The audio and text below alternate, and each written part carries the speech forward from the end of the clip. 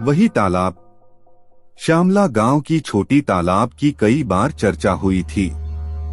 गांव के लोग कहते थे कि तालाब के चारों ओर चिर चिर चीखें आती हैं और रात्रि के समय तालाब के पानी में कुछ चमत्कारिक आईना दिखाई देता है। राजू, गांव का एक नौकर, ने इसे सबसे अधिक ध्यान दिया। वह सोचता था कि अगर तालाब में सचमुच कुछ खास है तो वह इसे पता लगा सकता है। एक रात जब सभी लोग सो रहे थे, राजू ने अपनी नौकरी छोड़कर तालाब की तरफ रास्ता बदल लिया। जब वह तालाब पहुंचा तो उसने एक अजीब आवाज सुनी। वह तालाब के किनारे चला गया और देखा कि तालाब के पानी में एक आईना जल रहा था।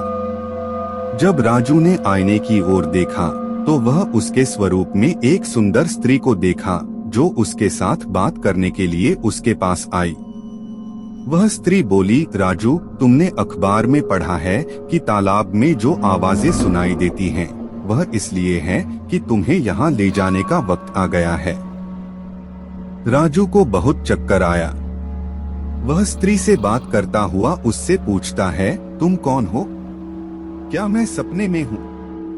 स्त्री हंसती हुई बोली, मैं तालाब की रानी हूँ। मेरा नाम संध्या है। हमें चाहिए कि तालाब की सच्चाई सभी को पता चले। तुम तालाब की रहस्यमय दुनिया को देख सकते हो। राजू ने देखा कि तालाब के अंदर एक दुनिया है जहां पानी के जीव रहते हैं। वहां के जलचर राजू को उस दुनिया की कहानी सुनाते हुए बताए कि तालाब की सच्चाई क्या है। यहाँ तालाब की रानी, मैं और हमारे समुदाय के लोग रहते हैं। हम इस तालाब का रक्षक हैं। हम इसे आधिकारिक तरीके से संभालते हैं। लेकिन कुछ समय पहले गांव के लोगों ने तालाब की प्रकृति को बिगाड़ दिया और हमें उस संतुलन को बनाए रखने के लिए एक मानवीय माध्यम की तलाश करनी पड़ी। तुम वह माध्यम हो? राजू ने पूछा, लेकिन मैं कैसे? संध्या ने कहा, तुम्हें तालाब की प्रकृति को संतुलन में लाना होगा। तुम्हें तालाब के पानी में एक पौधा लगाना होगा जो इसे पुनर्जीवित कर सकता है। राजू ने संध्या की बात मान ली। वह अगले दिन गांव के पुष्कर में गया और वहां से एक पौधा लाकर तालाब में लगा दिया। कुछ ही दिनों में तालाब की पानी में जीवन लौट आया। गांव के लोग इस आश्चर्य को देखकर हैरान हो गए। राजू ने गांव के लोगों को बताया कि इस पौधे ने तालाब को पुनर्जीवित किया है। संध्या ने राजू को धन्यवाद दिया। उसने कहा, तुमने हमें और तालाब को बचाया है। अब हम तुम्हें इस रहस्यमय दुनिया के राज से वाकिफ कराते हैं।